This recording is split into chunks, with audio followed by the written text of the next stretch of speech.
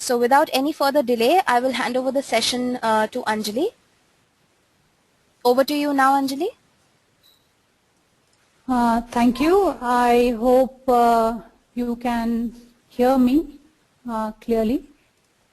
And I am now bringing up my screen of the presentation which I'm going to show you as I talk along. As mentioned, my name is Anjali Mulatti. I'm from IIM Lucknow, batch of 93, and I have worked in the Bank of America and then in Cognizant Technology Solutions, again in the financial services group.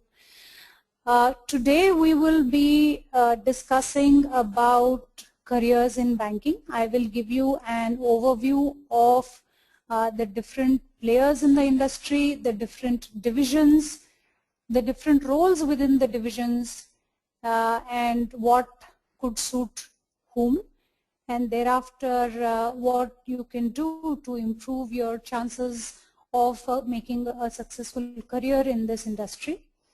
And then of course we will have Q&A where I will be happy to answer any questions that you may have. So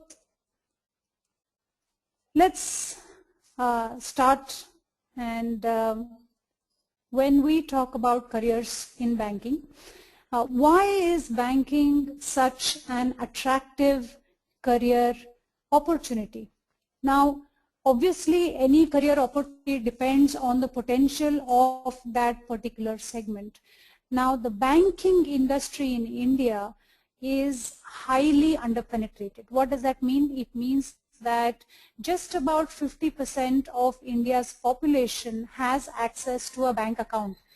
And not just that, the Reserve Bank of India has now put in place a lot of initiatives to ensure that India's population gets access to banking, which means that there are new bank licenses which are being given.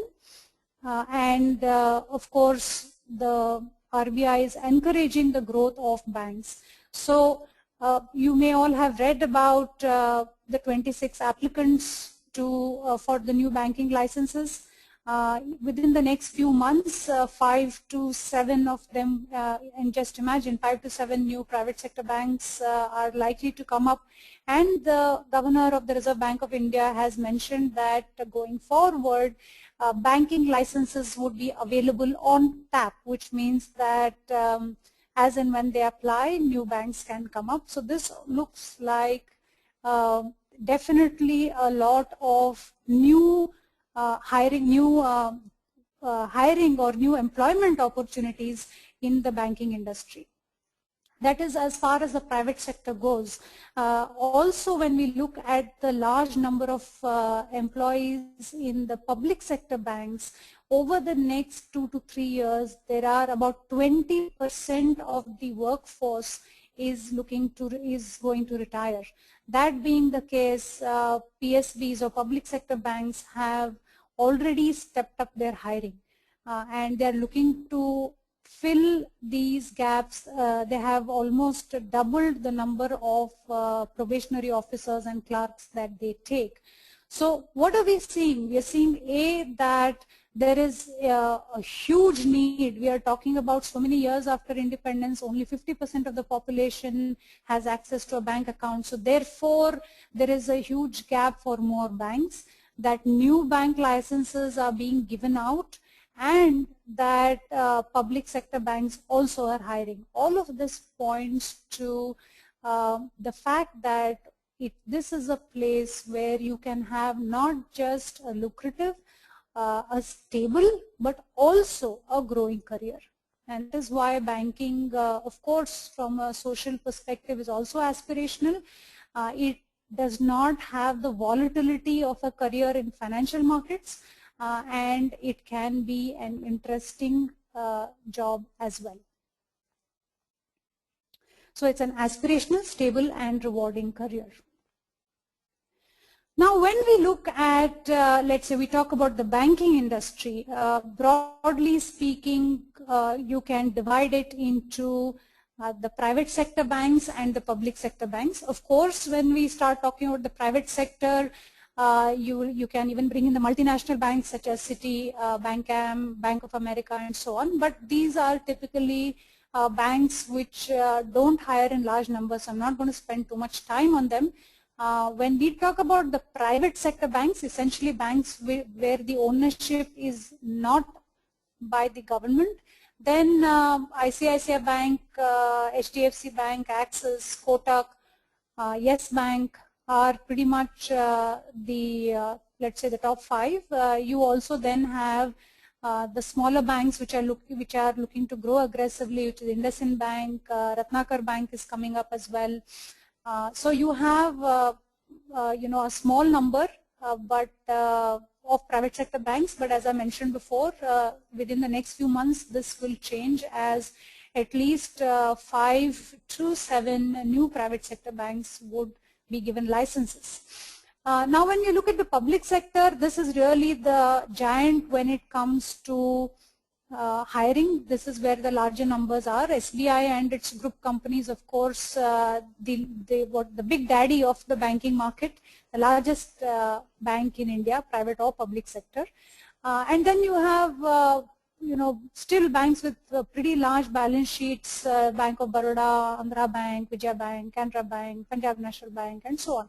So these are all banks where the majority shareholder is the government of India, and hence the term public sector banks. Now the public sector banks hire only through a single channel, which is the bank PO exam conducted by the IBPS, and then there is once you get in as a probationary officer or at the clerical grade, then you would grow. While private sector banks, of course, hire through various channels, including laterally, that means experienced professionals. So there is the opportunity to get into private sector is open at any time. Now, a lot of what banks do, non-banking finance companies also do. Yeah, so we shouldn't leave NBFCs out of our discussion. Non-banking finance companies, or NBFCs, offer a whole range of the products and services that banks do. The only difference between a bank and a non-banking finance company is that they cannot accept deposits that are repayable on demand. What do we mean by that? They cannot accept savings account and current accounts. That is the difference between an NBFC and a bank. But if you look at, therefore, the only difference between the business of a bank and an NBFC is the branch banking side. But if you look at the lending side, yeah, which is where a bank offers loans to individuals, small businesses, large businesses, all of that an NBFC also can do.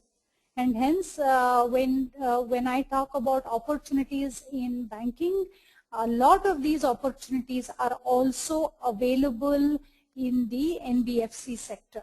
And some of them, if you look at a Tata Capital, for example, right, you look at organizations like a Religare, like an Edelweiss, they're all fairly, they're big. HDFC, not the bank, but HDFC is an NBFC which is the largest housing finance organization in India. So a lot of them are big, and also offer lucrative and rewarding careers. So when we talk about the players or the industry, let us not forget the NBFCs. Moving on, when we talk about, therefore, banking, again to repeat, when I talk about banking, I also mean the non-banking finance companies, except for the part of the bank which accepts deposits, which is branch banking. So when we talk about bank, very broadly speaking, there are 3 main areas: retail banking, the business or small and medium enterprise banking, and corporate banking. What do I mean by that? Let me explain. So when we say retail, obviously that means the part of the bank that caters to both individuals and very small businesses. Retail banking is not just what caters to individuals. It also caters to really small businesses, such as, for example, a lawyer's practice, a small shop. So all these businesses which are owned by one or two people would also be serviced by the retail bank. Now, if you move up, then you come to that division of a bank which is called small and medium enterprise banking, also called business banking, which is essentially that part of the bank that caters to small businesses. What do we mean by small? Well, it varies from bank to bank, but you can say roughly, let us say about 50 crores upward to about 1,000 crores. However, the bulk focus here is really about, I would say, 50 to 200, 300 crore kind of a turnover, right? A business which has this kind of a turnover would be serviced by the business banking division. And then when we say corporate banking, while these also handle the banking needs of a corporate, when we say corporate banking, in banking jargon, that refers to large corporates. And when we say large, typically, though there is no formal definition, but typically these are organizations which have turnover or revenues of 1,000 crore upward, right? So these are the divisions of the bank where we are looking to see where the hiring opportunities, the employment opportunities, okay? And I will talk about each of them one by one. First, let's look at retail banking. Now, the retail banking is the largest hiring business unit of a bank. Since the volume of its customers is very large, the volume of employees who service this unit is also very large. Within retail banking, there is the deposit taking side, which is also called branch banking. Now, essentially, since deposits are serviced out of the branch, it is called branch banking. So anyone working in a branch is expected to know all about the deposit products and the processes, and also to service any customer requirements. So that is that part of the bank which is branch banking. Then you have the other side of the balance sheet, which is loans. So the lending part, where you are lending to individuals and small businesses, that's the other division in retail banking. And wealth management, as the term suggests, is essentially about providing financial investment advice to the retail banking customers. Now, wealth management, you can offer investment advice to what the lower end of wealthy customers. Wealthy customers are called high net worth individuals or HNIs. So it could be the lower end of HNIs. Typically, let's say they have an investable income of 10 lakhs plus. Or it could be the really high-end HNIs who have investable income of, let us say, 100, 200 crores plus.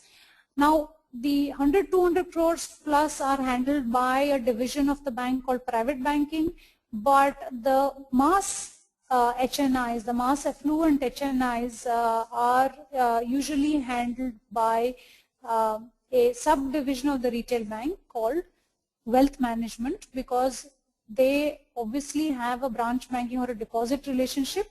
So they will be assigned relationship managers within the branch to look after their banking needs. So wealth management in most banks also, for the mass affluent HNIs, also falls under the retail bank. So you have, you have branch banking, you have consumer lending, and you have wealth management. The opportunities here are for graduates, chartered accountants, and MBAs. Let us look a little more closely at the opportunities which are here. Now, in a branch, all of us have bank accounts. We walked into a branch and we see somebody there called a personal banker or a customer service officer. Now, this part of the branch caters to customers' queries and whatever, if they want accounts opened, any processes or modifications within the account. So this is a customer facing role. It is not direct sales, but it is customer facing, where you would have to understand what the customer's requirements are and be able to provide whatever services they need. Hence, you will need very strong knowledge of the deposit products and processes. The other can be a role which is not directly customer facing, which is in operations, which is called a back office. That is, you're not directly interacting with the customer, an operations role. So in branch banking, broadly a customer facing role, which is a personal banker or customer service, and an operational role. For both of these roles, since banks are opening branches in smaller and smaller towns, they are eagerly looking for people in smaller towns. It's not that they don't look for people in the metros, but the branch expansion in the metros is limited. Their pain point and large areas of hiring are in the small towns.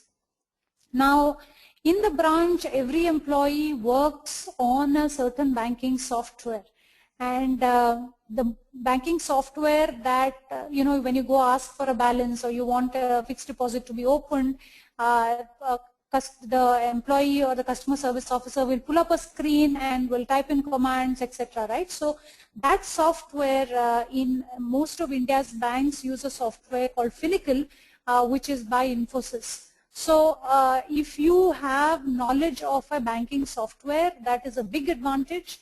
And since Finacle is used by most of India's banks, knowledge of Finacle is a great differentiator for you. Now, when we look at wealth management, the higher end people in a branch, that means people in a branch who are a little more senior or have a little more understanding about investment products and are able to manage the relationship with a high net worth individual, they will be assigned to the wealth management function within a branch. So you will cater to mass affluent HNIs, and the roles there are that of relationship management essentially. These are again client facing roles where you will interact with HNIs, manage the relationship, help them understand what their investment needs are, and also, so let's say for example they're looking at investing in mutual funds or insurance or whatever their needs are. Typically a bank will also be able to sell them these products. So a relationship manager will need to know about financial markets, will need to know about investment products, and will be able or should be able to interact with the HNIs accordingly. The other role is that of research, which is a non-customer facing role. So you see the pattern. Typically in every division there are roles which are customer facing and there are roles which are not customer facing. So research is a non-customer facing role where the person would be required to research all the various, let's say if you're looking at mutual funds, research all the various mutual funds, see which are the better performing ones, so they can be recommended to the customer. So as mentioned, there has to be an interest in financial planning and awareness of investment products and financial markets. So typically this is for people who have a finance background, let's say MBAs in finance or CAs, or if it is graduates, then they must have some amount of work experience in this space. Now, unlike branch banking, which is only within a bank, wealth management is also offered by NBFCs. You may have heard of Motilal Oswal, India Infoline, Angel Broking, Anand Rathi, and so on. So these are the two parts which are available within a branch. One is the core branch banking and the other is wealth management, which is catering to the high net worth individual customers of a branch. Okay. Now moving on to the other part of the retail bank, that is the lending part, as I mentioned. So consumer lending, people are typically hired across different products. It is a growing area for both banks and NBFCs. A few years ago, public sector banks, for example, were not active in retail retail lending, and increasingly it is a market which is becoming more and more competitive. There are large opportunities in sales, also certainly credit, and of course collections. Now within consumer lending products, you have products like personal loans, credit cards, auto loans, and so on. But certainly I would recommend mortgages, because mortgages is an area which is again growing very fast. Obviously, pretty much everybody is looking for a housing loan. So mortgages is an attractive area, but why is it attractive from a job perspective? Because of high commissions. Typically, the commission can range, let's say, from about 0.5 to 1% of a loan. If it's a 50 lakh loan, 0.5% translates to 25,000 rupees. And that is just on one loan. So if a person is able to close 3 or 4 loans in a month, then the commissions, as you can see, can be in the range of 1 lakh or more. So to that extent, the earning capacity for a good salesperson in mortgages is high, and it is also a growing area. And there are a lot of opportunities, not just in banks, but also in non-banking finance companies. I mentioned HDFC, there's India Bulls, Religare, everybody, IFL, they're all getting into housing loans. Yeah. Now, that was when we spoke about the retail part of the bank. So quickly to summarize, retail part of the bank has the branch banking side, and within branch banking there is a subset which caters to HNIs, which is wealth management. In both of these you have customer facing roles and operations or research roles. For people in branch banking, knowledge of the banking software is a very, very definite career advantage, especially for freshers. And Finacle is the biggest or the most popular or widely used banking software in India. Now, and on the consumer lending side, mortgages is a business growth area, and people who are good in sales can make a substantial amount of commission income here. The other part of lending is the credit function, and of course there are openings in collections. So that is a quick wrap up of retail banking. Let's move on to business banking. When we talk about business banking, it relates to lending and banking services for SMEs, that is small and medium enterprises. Now, when we say lending and banking services, I mean lending and branch or deposit services. But obviously NBFCs will not be able to manage current accounts and checkbooks and things like that, because that is solely from a bank's perspective. But NBFCs do give out loans to SMEs. It's a very popular segment for non-banking finance companies. Again, all these entities such as Religare Finvest, Edelweiss, Tata Capital, Sundaram Finance, HDBFS. HDBFS is a wholly owned subsidiary of, it's a subsidiary NBFC of HDFC Bank.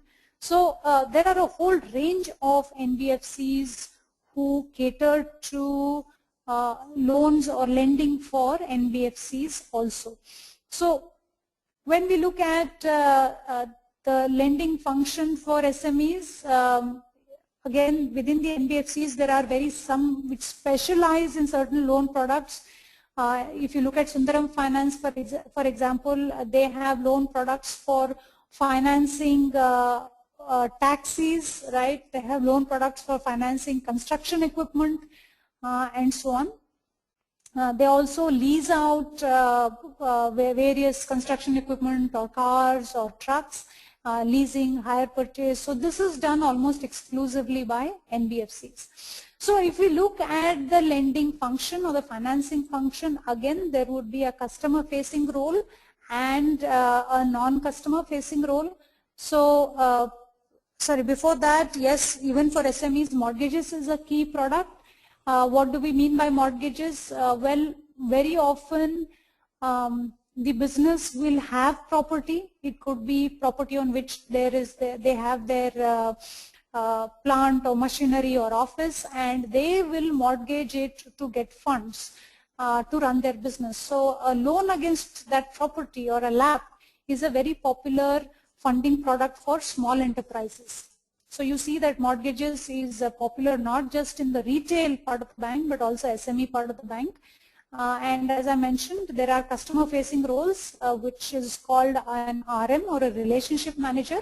So business banking or the SME function hires, obviously not as large as a retail bank, but certainly a large number of relationship managers, both banks and NBFCs hire. And when you're giving out loans, you need to do a credit analysis of the borrowers, and hence credit, which is not a customer facing role, is also definitely a critical hiring requirement from the recruiter's perspective.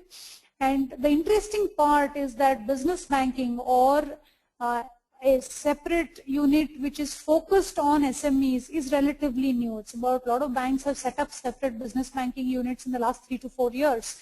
So to that extent, it is again a growth area, and relatively easy to get into large hiring opportunities. Good for CAs. CAs typically should look at the credit side because they have a strong understanding of financial statements. MBAs either in marketing or finance.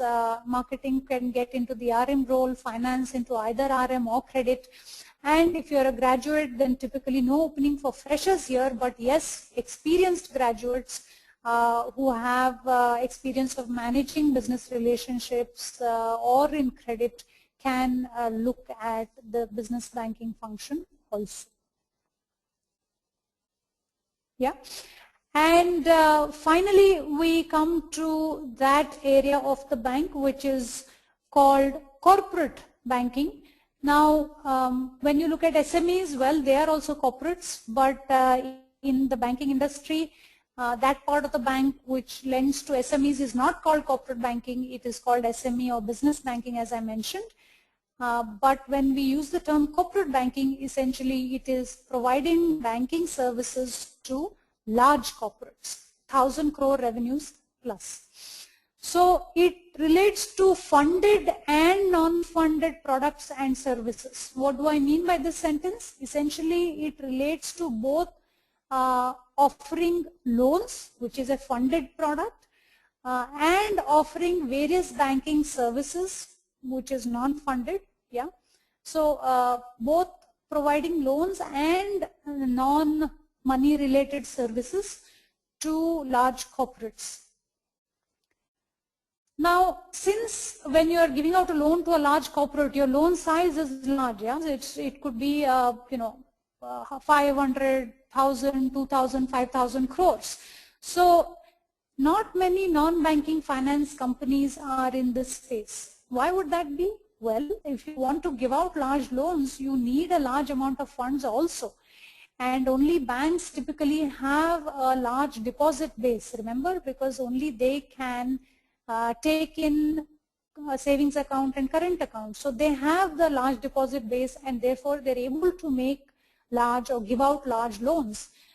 So unless an NBFC has a large pockets, and in case of Tata Capital, for example, it's from the Tata Group, so they have a large amount, they have access to large amount of funds, so they can give out large loans. But usually when we talk about corporate banking, it is dominated by the banks and very few NBFCs in corporate banking. This is unlike the retail bank and the SME bank, SME part of the bank, where you have NBFC players also, many NBFC players. In corporate banking, it's primarily the banks who service the large corporates. Again, you will have customer facing roles, which is relationship management and credit. If you are joining as a fresher, then you will not be looking after 1,000+ crore relationship all by yourself. So you would be a junior or an assistant RM. And similarly in credit. So here usually banks don't hire graduates. They look for MBAs and CAs. CAs, again, as I mentioned earlier, on the credit side, because of their strong knowledge of financial statements. CAs are definitely recruiters find them interesting. MBAs could be either marketing or finance. It doesn't really matter as long as you have some basic understanding of P&L balance sheet. That is, marketing and finance could be for the relationship management roles.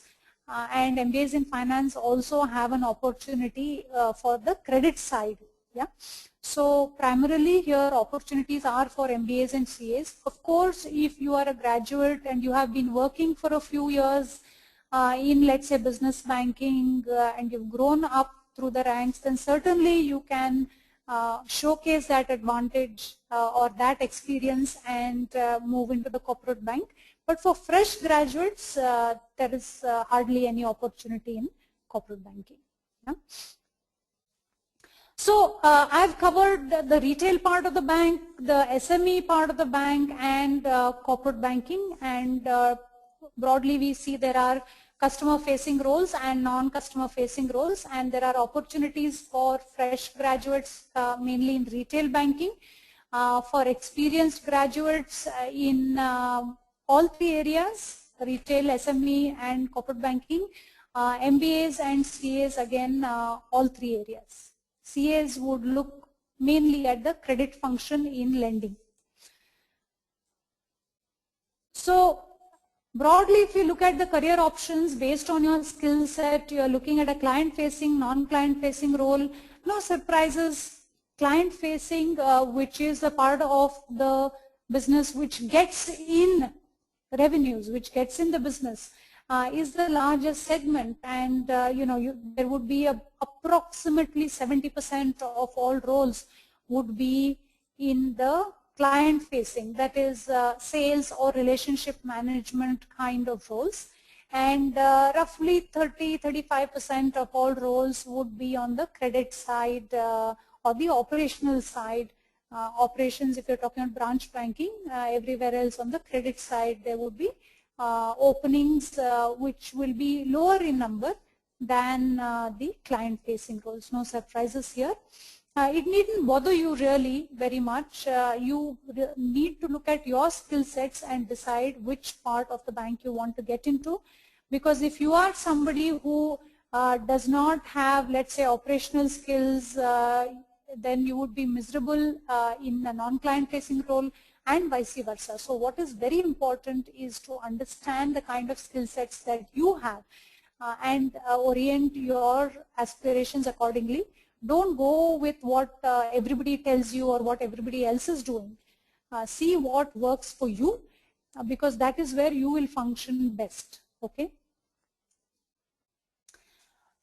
How does one stand a chance? Or of course, there are chances for everybody, but you need to be a little planned and intelligent about how you are approaching, a job search, whether as a fresher or as an experienced professional looking to switch. You need to make sure, and unfortunately not many people do this. They will just apply blindly, not bother about CVs. I've seen a lot of CVs where even a basic spell check is not done, basic formatting is not done, yeah, basic structuring is not done. So you should spend a little time you've done a lot of work in terms of getting your basic educational qualifications. So you must spend time in understanding what role you're fit for, and then making sure that your application or your job search is successful. So you need to differentiate your CVs from the millions of CVs which are there. How do you do that? It's not difficult. So first of all, orient your CV to the relevant role. Again, I see a lot of CVs, some of which are, typically one person will have a standard CV. You won't bother to make your CV more attractive, let's say, for an NBFC or a bank or for a client-facing role. If, for example, you are applying for a client-facing role and you worked in IT and you spend 5 lines describing your IT project, that's not relevant. Yeah, it would make more sense to cut that down and highlight things like if you've done any public speaking, any team sports, things like that, which are more show more about your personality as somebody who is able to manage people. So you should orient your CV to the relevant role, and especially if you have a lot of co-curriculars, extracurriculars, if you've been working, then take that part of your CV which is relevant to a particular role or a particular organization and try and make variants, okay? Of course, if you don't have much on your CV, then you can't do too much with it. But if you do, and especially as you start gaining projects, and these days a lot of people will have worked on internships, will have some work experience, then orient your CV to the relevant role. Yeah, make variants. It will take you maybe half a day, but it is worth your while. Attach a customized cover note. Okay, now before we get into actually what to do with your CV, a good idea here I think is let's run a little poll and see let me hear from you as well, instead of just me doing the talking. I'd like to hear your opinion on a question which we are going to float to you. So moderator, can I request you to run the first poll, please? You will see a question and look at it and give me your opinion on the poll.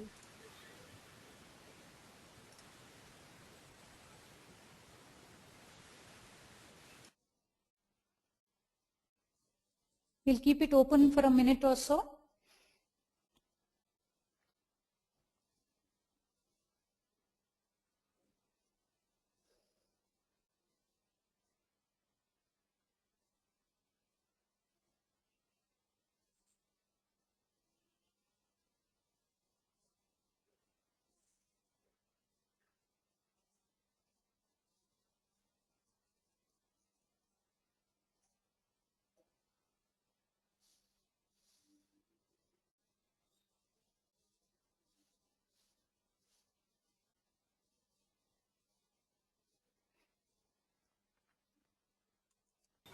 Okay, we'll close the poll now.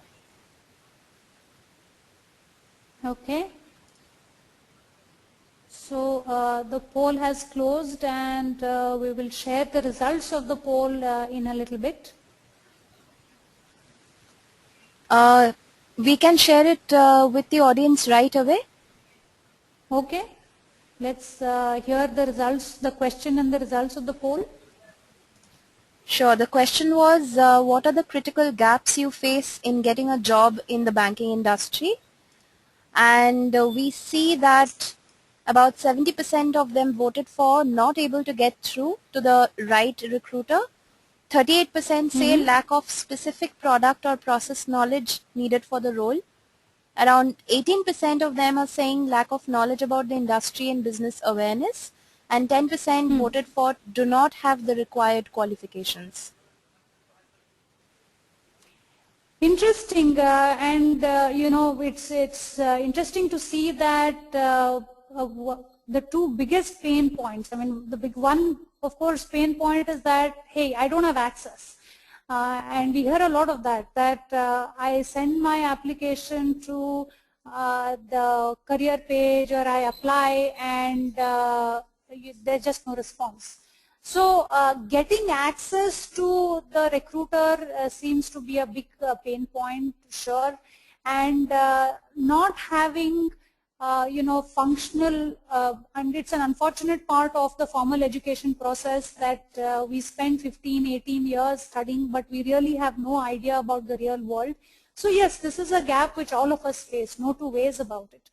Now, therefore, let's look at, getting across to the recruiter, and I've done a lot of hiring myself, so I can tell you that, this comes from the heart when I tell you that the number of junk, so to speak, CVs we see, which means that a lot of them have no relevance to the role.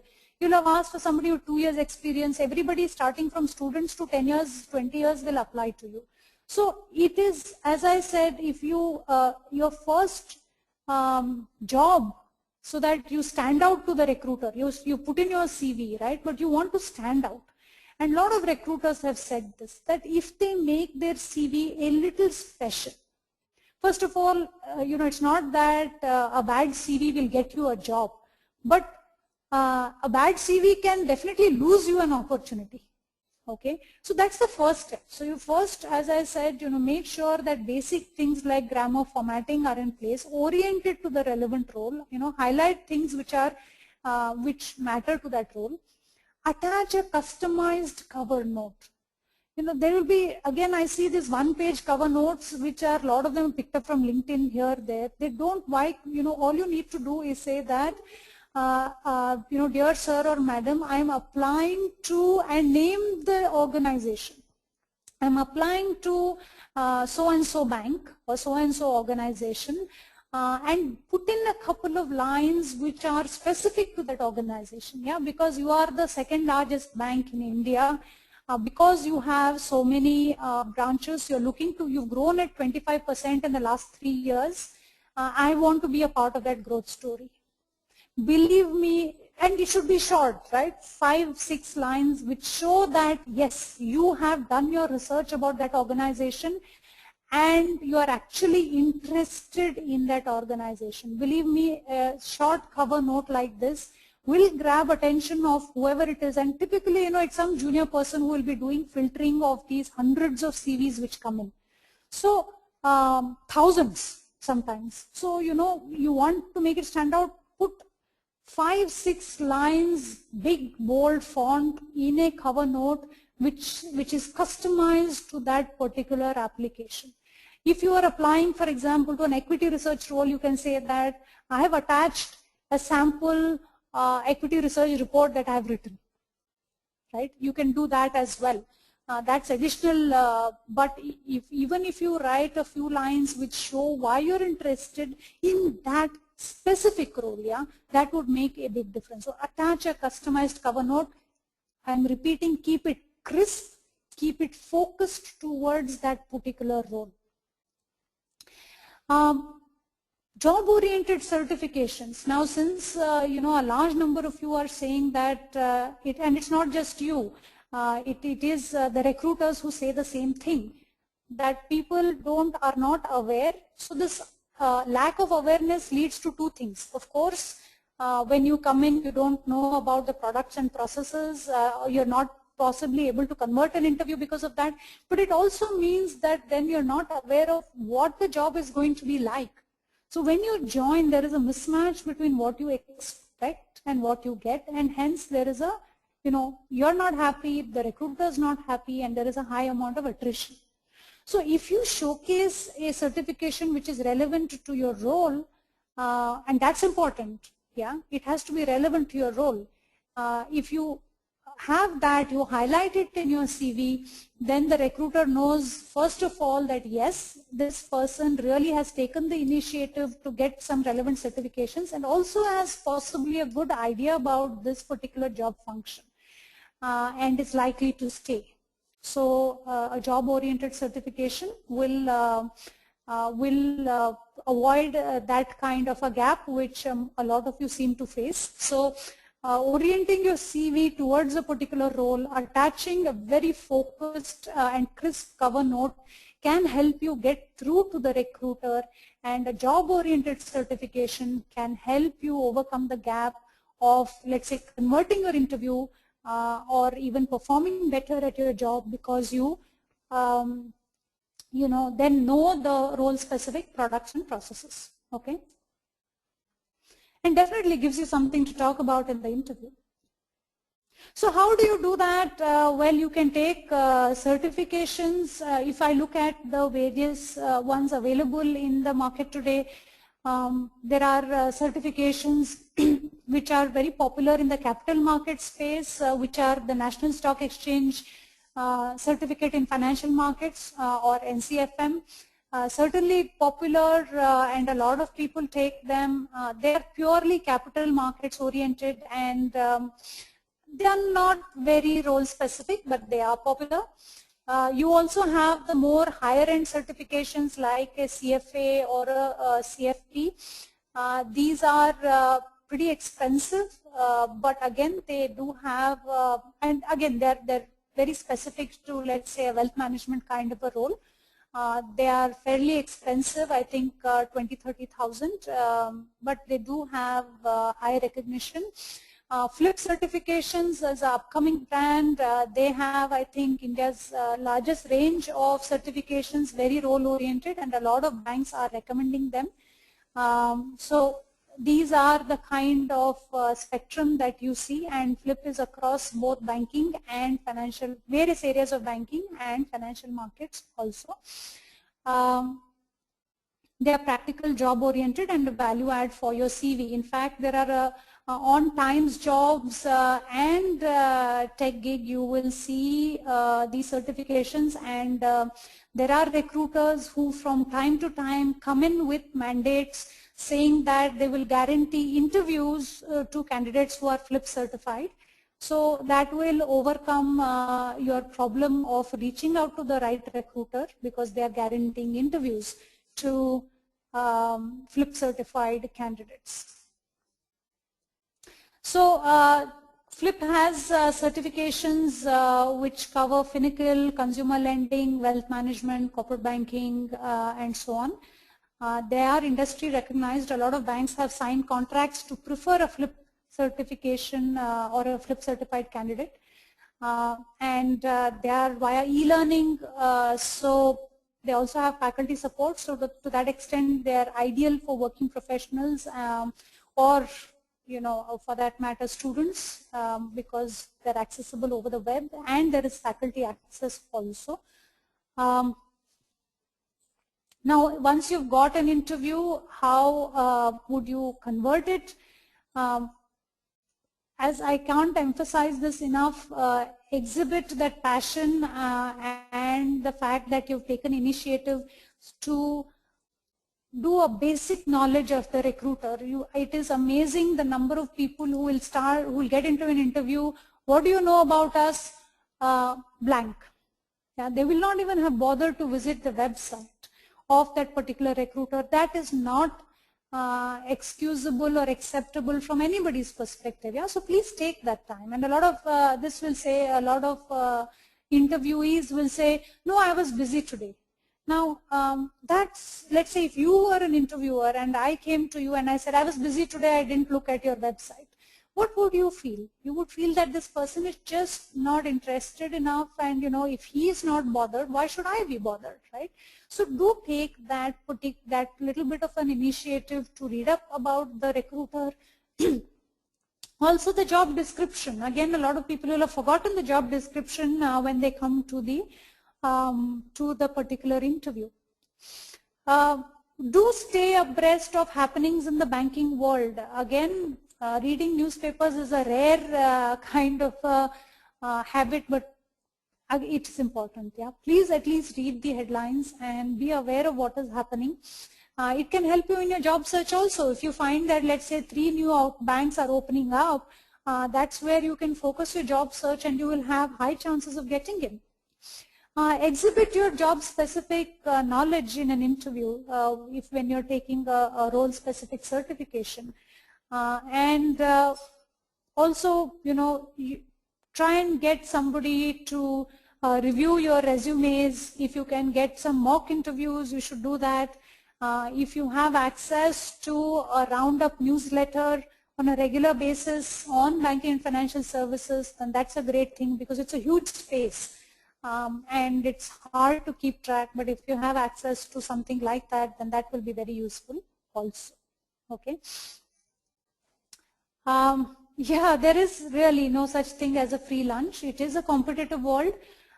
So you will have to put in that amount. It's not really too much work, but it is some amount of planned and focused effort if you want to stand out. You will have to understand the business, apply appropriately, prepare appropriately, make your CV stand out, yeah, and give a good impression in the interview. So at this stage, I would like to give you a quick heads up on the Flip courses. I think these are available both on Techgig and on Times Jobs. And we'll open the second poll up, please. Can I request the organizer to open up the second poll, and then we will take Q&A.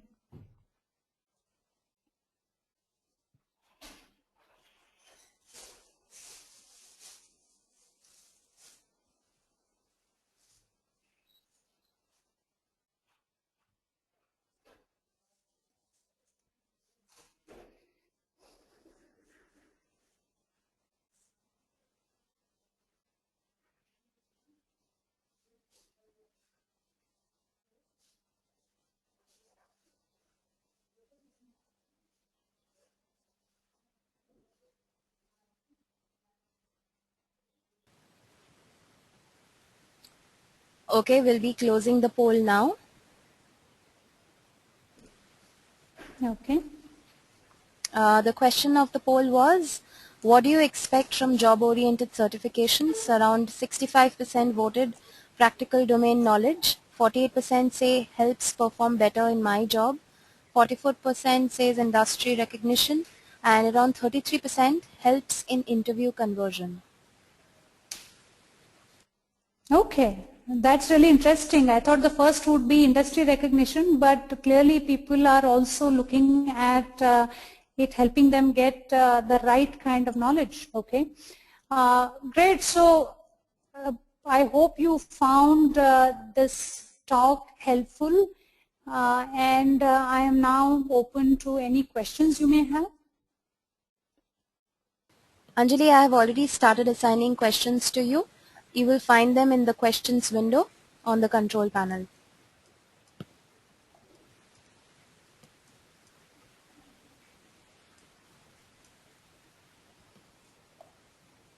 Okay.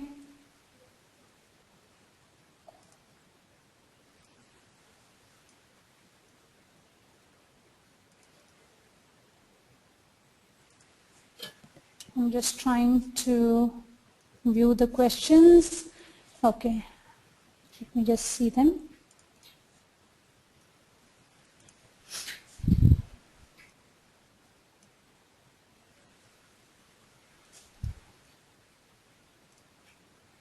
We have a lot of experienced people here. Just give me a minute while I um, read this. I have some interesting questions. Okay, so let me go bottom up because more and more questions are getting added. Now, one very valid question, yeah, is that yeah, saying that, hey, you said that you should research about the bank company to which you apply, or make a focused kind of a cover note. But the point is, consultancies will not discuss their client. So what should the cover note look like? And this is a very valid question because 80–90% of the job posts which are there are from placement agencies. Yeah. So here's the thing. Now, when you look at an absolutely valid, you can't make it specific to the organization. But when you look at the role, you will know whether at least whether it is for a large bank or it is for an NBFC, right? So you can talk about that particular industry. You can say banking is growing at 25% or you know what is happening within the banking industry. And hence and you can talk about that particular role. So let's say, for example, it is in branch banking or it's in corporate banking. You can put in a couple of lines saying that why corporate banking interests you, or why you know, SME banking interests you, or why wealth management interests you. So you can keep it 4 to 5 lines, but you can orient it towards that particular sector and that particular role. So that you can certainly do. And when the interview comes in, it will be from the organization.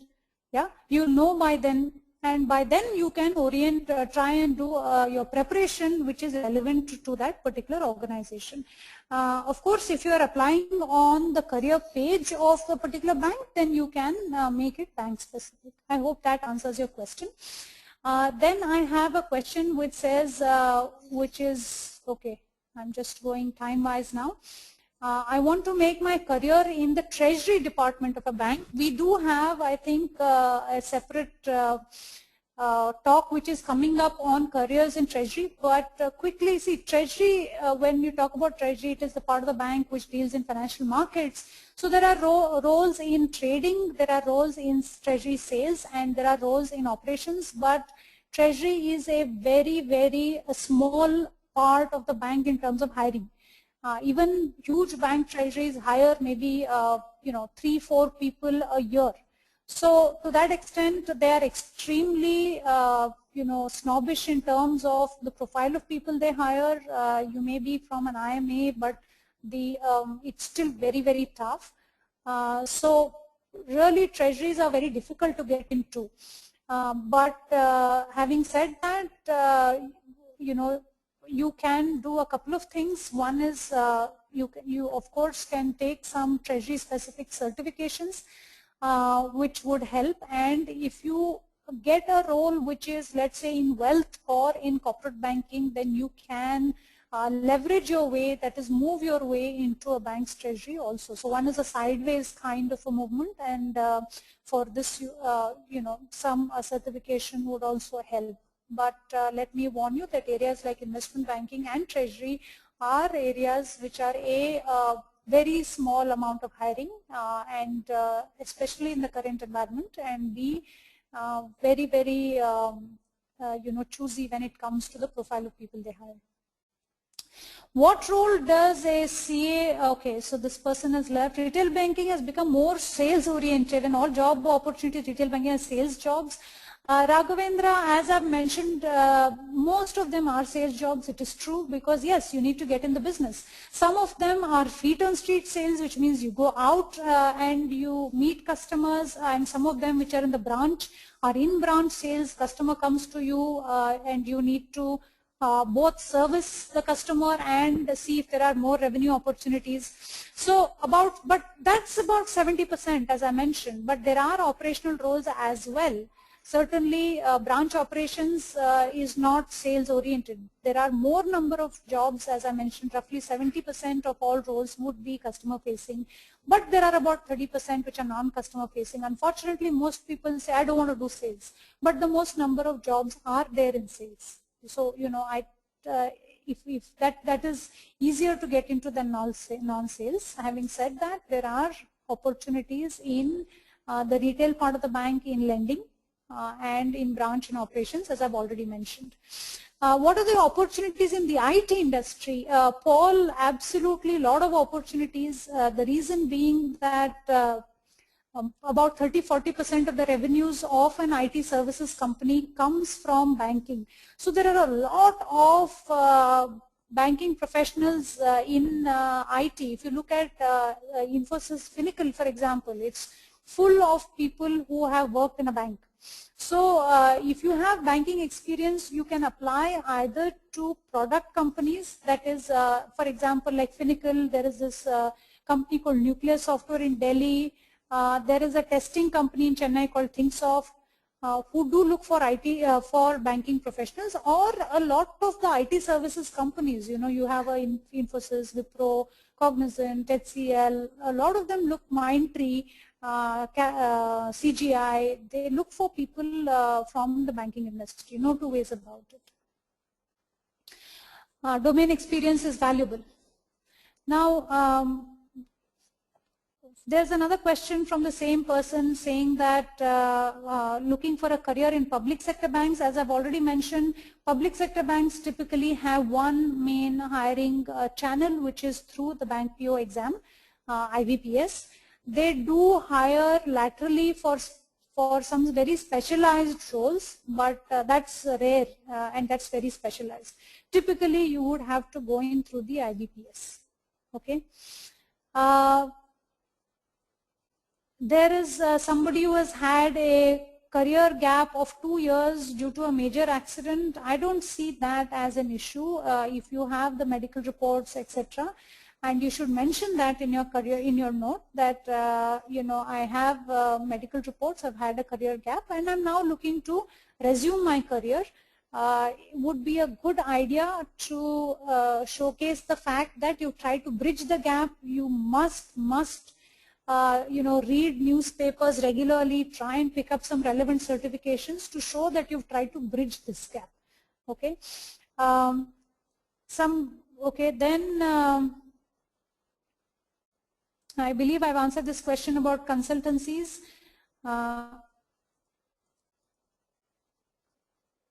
This person has a 2 to 3 years experience, but keen interest in some other role and has some certifications. I'm not sure I understand this.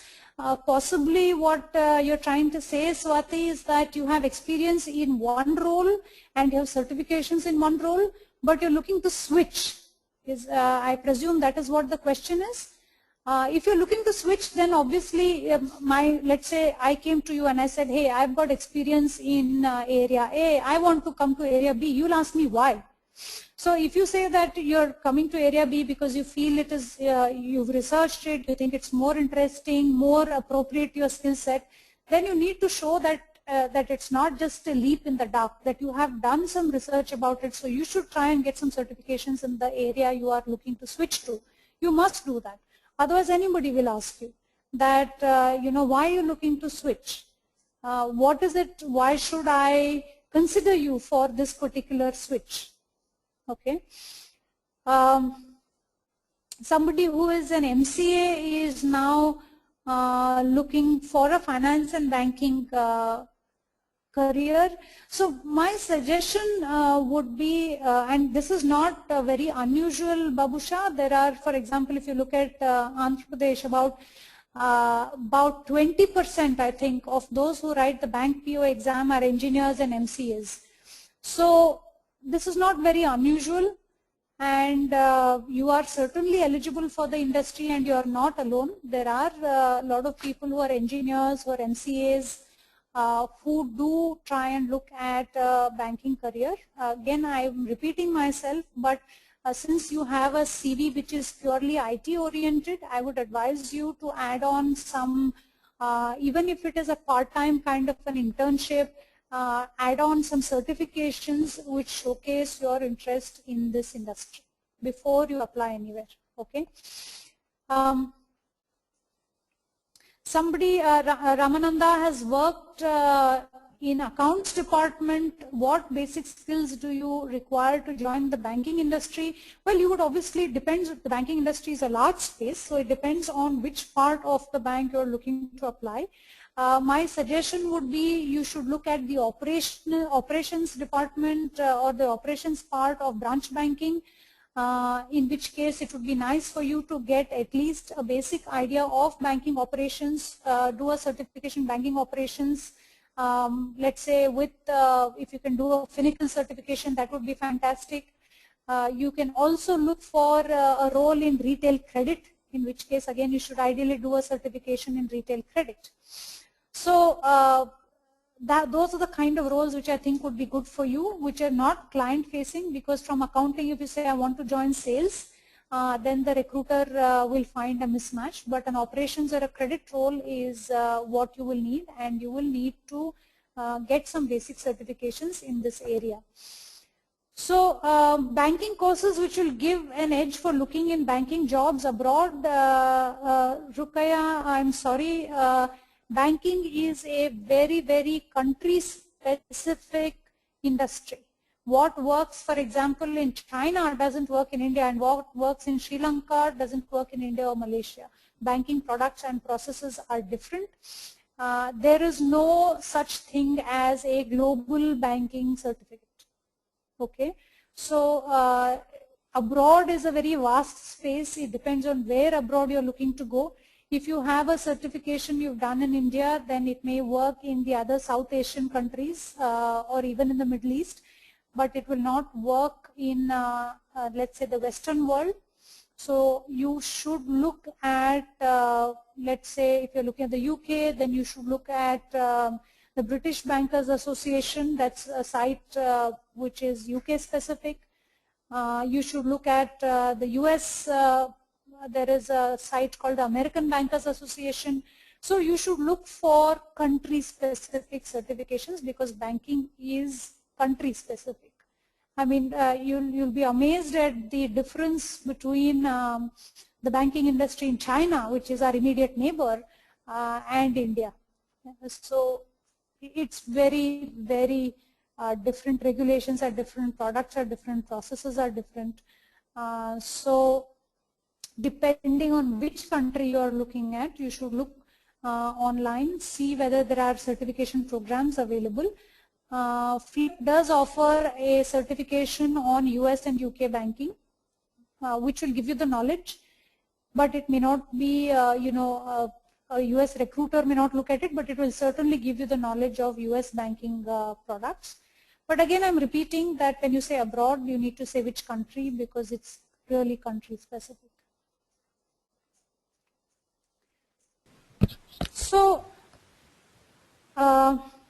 I think we've a lot of questions. Very happy to see that. I think we have now come to the end of the questions, and I believe then we can close the session.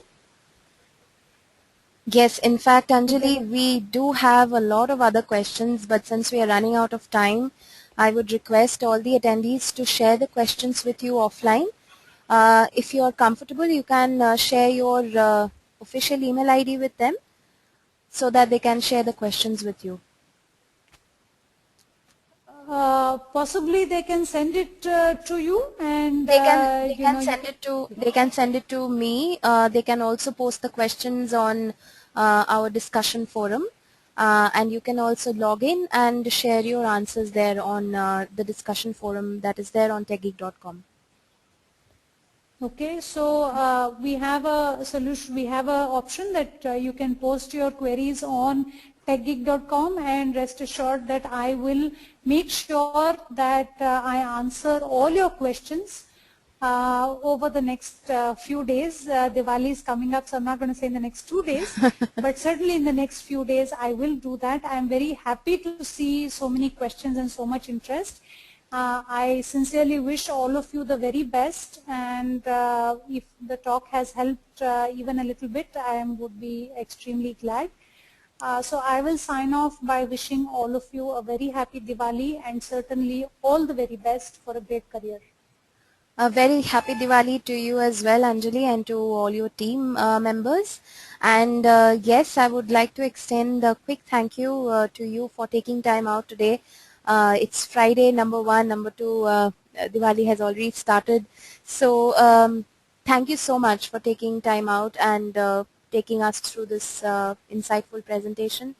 Any session which is related to career recruitment jobs, we do always get a lot of participation and people have a lot of questions all the time. So yes, as Anjali mentioned, she will be more than happy to take up more questions offline with you guys. So please share the questions with us, or you can share the questions on our discussion forum. So on that note, I'll also wrap up the session now. Thank you so much, Anjali, once again. And My pleasure. for all the attendees, the recording of today's webinar will be available probably by Tuesday morning, since Monday is holiday in most of the places. So look out for that, and thank you so much for your fair participation and support for today's webinar. Bye-bye. Bye.